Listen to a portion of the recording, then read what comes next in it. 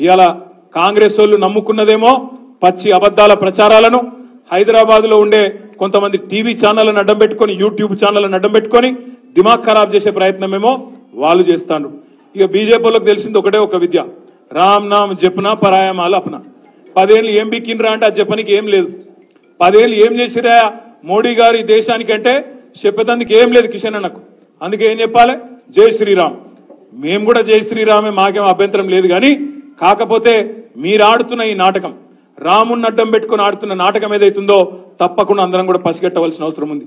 ఇలా ప్రతిపక్షాల గొంతు నొక్కడం, జైల్లో పెట్టడం, ఎలక్షన్లలో మానసికంగా ప్రతిపక్షాలను వేధించడం, దొంగ కేసులు పెట్టడం. నేను ఒక్కటే అడుగుతున్నా ఇవాళ మోడీ గారిని, కిషన్ రెడ్డి గారిని.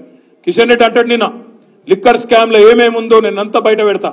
అది కోట్లనే ఉండే, కోట్ల పెట్టు, బయట పెట్టు. నిజంగా తప్పు జరిగితే బయట పెట్టు, బయట పెట్టి కోర్టులో జడ్జి గారు శిక్ష వేస్తాడు, తప్పకుండా న్యాయం జరుగుతుంది. ఇష్టం వచ్చినట్టు బయట ఒర్లుడు, నోరు వారేసుకున్నాడు కాదు.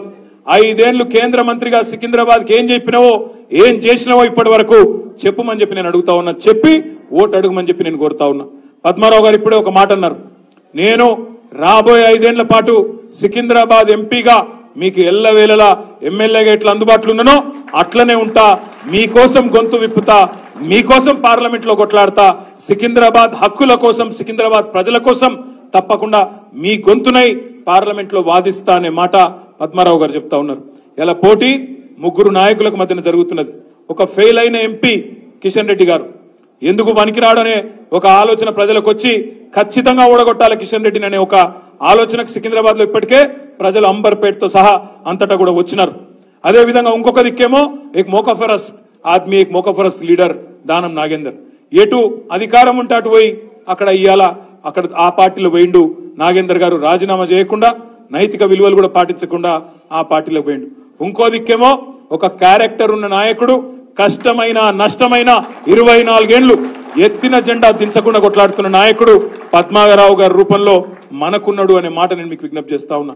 ఒక సెక్యులర్ నాయకుడు, అందరినీ మనిషిని మనిషిగా చూసే నాయకుడు, మనిషిని మతం కోణంలో కాకుండా పేదవాడిని పేదవాడిగా చూసే నాయకుడు పద్మారావు గారి రూపంలో, కేసీఆర్ గారి రూపంలో మనకున్నారు.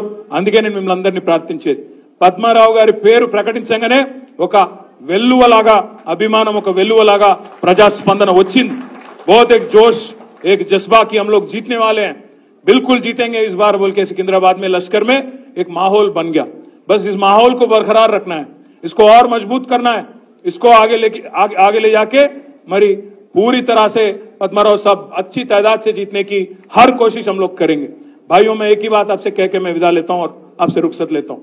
मैंने कहा था असेंबली इलेक्शन के दरमियान, आपको याद दिला रहा हूं, मैंने कहा था आपसे दबाने की, धमकाने की बहुत सारे कोशिशें चल रही है, हमें डराने की कोशिशें भी काफी चल रही है इन चिपिना.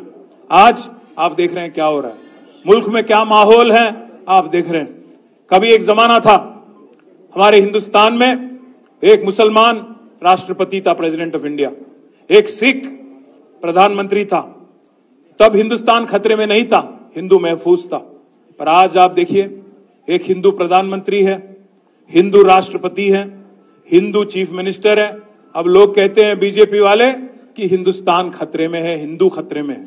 भाइयों, हिंदू खतरे में नहीं है. आज अगर सच बोलूं तो हिंदुस्तान खतरे में है और बीजेपी की वजह से आज हिंदुस्तान खतरे में है. हिंदुस्तान में जमहूरियत खतरे में है. ఈరోజు దేశంలో ప్రజాస్వామ్యమే ప్రమాదంలో పడ్డది, ఇది వాస్తవం. ఈడీలు, సిబిఐలు, ఐటీలు ఇట్లాంటి సంస్థలను అడ్డం పెట్టుకొని శిఖండి రాజకీయం చేయడమే ఒక అలవాటుగా బీజేపీ పెట్టుకున్నది. తప్పకుండా వాళ్లకు బుద్ధి చెప్పాలంటే సికింద్రాబాద్ పార్లమెంట్ లో రేపు ఇక్కడ కిషన్ రెడ్డి గారిని, ఒక సిట్టింగ్ కేంద్ర మంత్రిని ఓడగొట్టడం ద్వారా నరేంద్ర మోడీ గారికి గట్టి సందేశం ఇచ్చినట్టయితది, తప్పకుండా ఒక గట్టి మెసేజ్ ఇచ్చినట్టయితది. కాబట్టి అందరం రాబోయే 53 రోజుల పాటు గట్టిగా కలిసికట్టుగా కొట్లాడదాం. ఖైరతాబాద్ నియోజకవర్గంలో ఎక్కడైతే ఈ రోజు మనకు ఎమ్మెల్యే లేరో అక్కడ ఒక కోఆర్డినేషన్ కమిటీ వేసుకుందాం. నాంపల్లిలో ఎక్కడైతే ఇవాళ మనకు ఎమ్మెల్యే లేరో అక్కడ కూడా ఒక కోఆర్డినేషన్ కమిటీ వేసుకుందాం. సీనియర్ నాయకులు ఉన్నారు, పెద్దలు ఉన్నారు, అందరినీ సమన్వయం చేసుకుందాం, చేసుకొని ముందుకు పోదాం. మా తమ్ముళ్ళు చిన్న సమస్య చెప్పినారు, ఆనందన్న ఇది అయిపోగానే బెడదో అయిపోగానే ఇట్లాంటి చిన్న చిన్న సమస్యలు, ఇంట్లో ఉండే కుటుంబ సమస్యలు పరిష్కారం చేసుకుందాం. ఇంకా అక్కడక్కడ ఉంటాయి. घर में 4 लोग आए तो कहीं सारे, अरे रख रहा भाई, नी गुరించి మాట్లాడను. हल्ला मत करो बैठो కూసో కూసో ఇక కూసో కూసో మీ అందరితో నేను ప్రార్థించేది ఏంటంటే ఒక ఇట్లా చేయొద్దు ఇంట్లో సమస్య ఉంటే బజార్లో కొట్లాడుకోవద్దు కదా ఇంట్లో మాట్లాడుకోవాలి ఒక అర్రలో కూర్చోవాలి మాట్లాడుకోవాలి బజార్లో కొట్లాడేటోడు మన మనిషి అవుతాడా కాబట్టి నేను మీ అందరితో కోరేది మనది మనం కూర్చోవాలి మాట్లాడుకోవాలి పెద్ద మనుషులు ఉన్నారు ప్రభాకర్ అన్న ఉన్నాడు పద్మరావు అన్న ఉన్నాడు సిటీలో ఎమ్మెల్యేలు ఉన్నారు కూర్చోవాలి మాట్లాడుకోవాలి ఏమన్నుంటే సమస్య ఉడగొట్టుకోవాలి 10 మందిలో లొల్లి చేసి పార్టీ ఇజ్జత్ తీసుకొని ఏం సాధిస్తాం దయచేసి నేను మిమ్మల్ని కోరేది అందరినీ కూడా మనం పద్మారావు గారి గెలుపు కోసం మన పార్టీ గెలుపు కోసం ఎక్కడైతే ప్రభుత్వాన్ని రాష్ట్రంలో కోల్పోయినామో మళ్ళా మీ జైత్ర యాత్ర ప్రారంభమైంది ఇక్కడి నుంచి హైదరాబాద్కి వెళ్ళే ప్రారంభమైంది సికింద్రాబాద్కి వెళ్ళే ప్రారంభమైంది అనే విధంగా పజ్జన్న గెలుపు మే 13 నాడు జరగాలి జరిగి బ్రహ్మాండంగా మళ్ళొక్కసారి మనం ఛాతీ ఇరుసుకొని తిరిగే విధంగా హైదరాబాద్ లో మీ తీర్పు ఉండాలని మనస్ఫూర్తిగా కోరుకుంటూ